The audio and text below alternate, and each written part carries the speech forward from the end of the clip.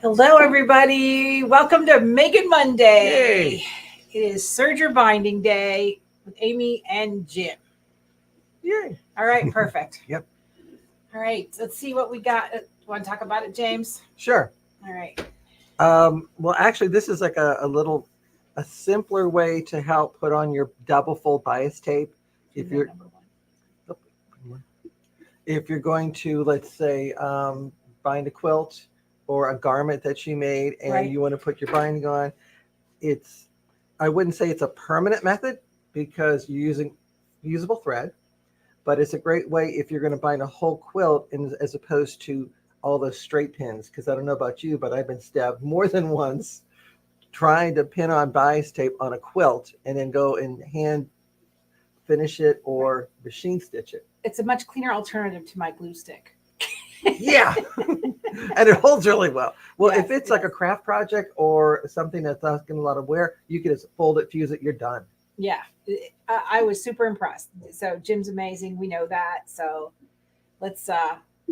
And I want to show them two methods. Okay, One like a bound edge and then one with the traditional miter. perfect. Go for it, Jim. Okay, so got you over here, and basically you have your fabric, and here let's say I'm going to pretend this is my jacket that I want to bind, and I would just cut my bias tape, and this was cut about 1.75 inches, and I'm going to use a 4-thread serger, and I'm using a normal stitch length. You may want to go a little shorter, and in my lower looper I have fusible web on a thread. So basically this is like your wonder under steam machine, whatever, but it's encasing the thread with it. So basically this is a fusible thread that once you serge it in place, you can then iron it to hold the fold of the fabric in place for you. Right. And fusible thread you can use in your bobbin when you're matching plaids Yeah. or holding a hem in place. So you can use it in your sewing machine as well. So this would be great for a Hong Kong finish. Yes. Like if you aren't lining a blazer, to do this on the seams is amazing. So I have it, my fabric's cut like 1.75 inches. I have it lined up on the raw edge. I'm just going to lift my presser foot up, slide it right underneath, and I'm having it go right along the blade. I'm not really trimming off any fabric, just those little whiskers that are being sheared off. Pokies. Yep. And I get to the end, and I'm just going to pull off. So regular thread, upper left needle, right needle, upper looper, fusible on the lower. Yep. Okay. And then once I get to the end, all I have to do is cut it off flush. And then I would go to my ironing board, and I would basically just fold this over. The raw edge would match it. Go over to here, fuse it in place. It's done. So this side is finished like I have on this side here. It's already fused in place. And then to go and do the next side, what you're going to have to do is you take your strip and you're going to serge it. You can see I have blue thread in the loopers and needles, but on the back side, that's my fusible thread. So that's what's going to iron it on. And if I had this already folded and fused, I would take this with the fusible thread face down, line up the raw edges, wrap that around to the back, and then serge it off. And then all I have to do is open it up and fuse it in place. And of course, you're going to say, okay, how do you end it? So when you come around to the end, I have this one. I started in the middle of the edge. I'm just going to take it, line it up. And notice I'm not using any pins either. It's that easy. And I just wrapped it to the back. Put it right into the foot.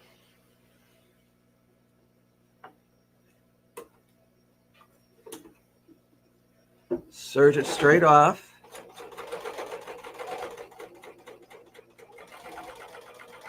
That. And then all you have to do, pull it over. And that end is finished nicely. All nice and bound. Yeah. And then you would just go back again, and all these loose threads, I would trim them and just tuck them inside. And I'm going to hold this in place to pretend like this will be ironed, because if I ironed it right now, I would iron it to the sole plate of my iron. To the serger, yes, that's true. Yes, be careful with that. So just fold it once, fold it again and fuse it. Scooch it up a little bit. There we go. And I'm done.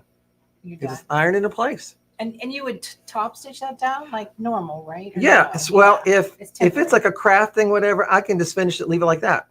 You know, It's wall hanging. permanent? Yeah. It's fairly permanent.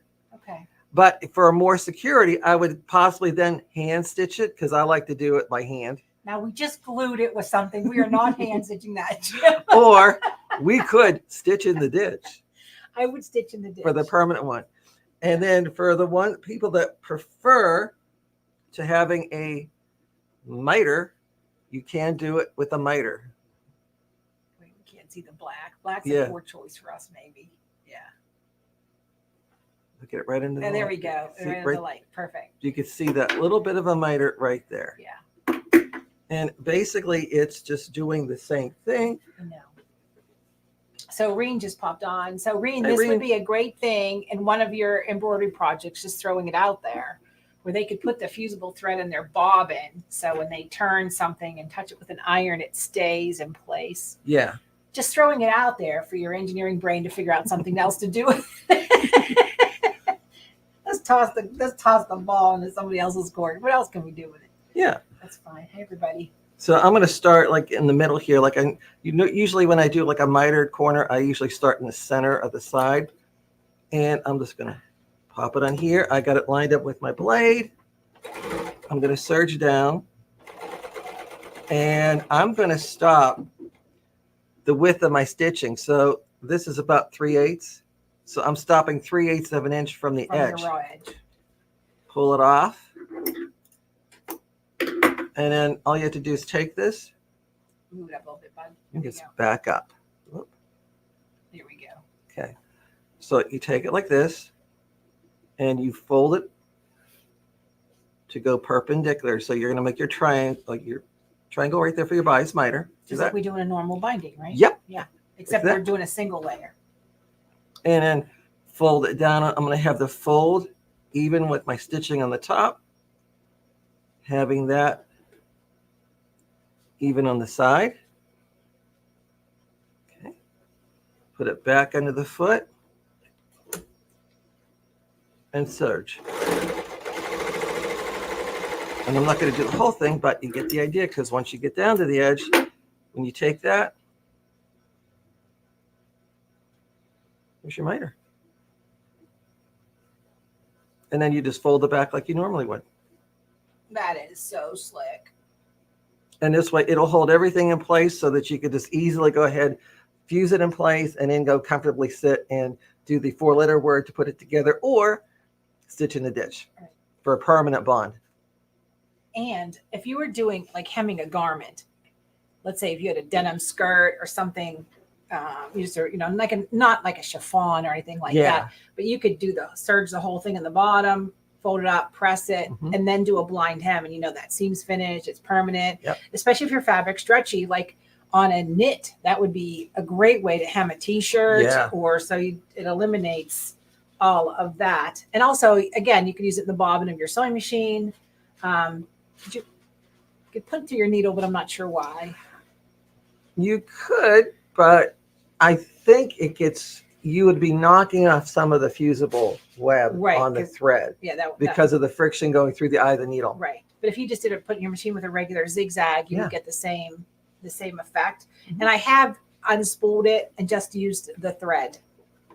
Like, in a certain situation where I just need to tack something in place, you could do that. But like a basting stitch, if you were making a plaid skirt or you want those plaids to shift, it would be a great temporary fuse for that while you're working. So I did see a question about the air threaders having cover stitch. So the question, the airflow threader. So I'm going to answer this quickly, Teresa. So in the case of, if you're saying air threader as far as a brand, like the Janome air thread, the Brother air thread do not have cover stitch.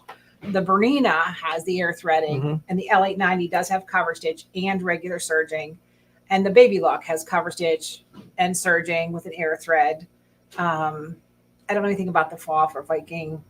But again, the 5 thread is a separate entity, just like the air thread. So if you're looking for something, you need to look for air thread and cover stitch. Yes. So the brands all mix and match that question. So let's see, anything else going on? We sell fusible thread. Yes. What brand is that? It's Wonderfill. We like Wonderfill thread. I want to say it's around $8 a spool. Yeah, something like that. It's something in that. And it's a pretty big spool too. There's a lot on that. It's a lot. And I keep that in a Ziploc bag, especially if you live somewhere humid. You just don't want moisture adding to it. Or heat. So Doris, girl, get crack-a-lacking and get your Serger out and get it threaded. Yes, Doris, get your Serger out. Get your Serger threaded. Get your Serger thread out. Yes. And although the Serger box sold out this month, which was great, you can still go to Amy Sews and get your name on the list. So when we open it back up again, you can join the fun. And that's what we're doing. Thank you, Reen. You're welcome. Like Reen's the best. Reen and I are hitting a cruise ship in July with Stephanie from Caesar I should just say Caesar America.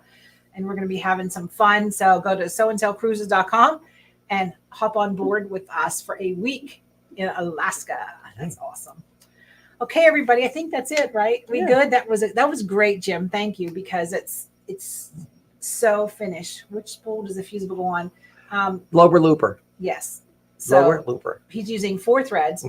Left needle, right needle, upper looper, and then lower looper has the fusible. And if you only have a 3 thread, you still put it in the lower looper. Always in the lower looper, right? Because it doesn't you don't want it on the top, because then it would be backwards. You couldn't fuse it to anything, but depending on your project. So Joanne, girl, I think you need to be the brother rep on the cruise, since we're doing scan and cut. I think I got to make a phone call. Yeah. I think I'll call Scott today and let him know.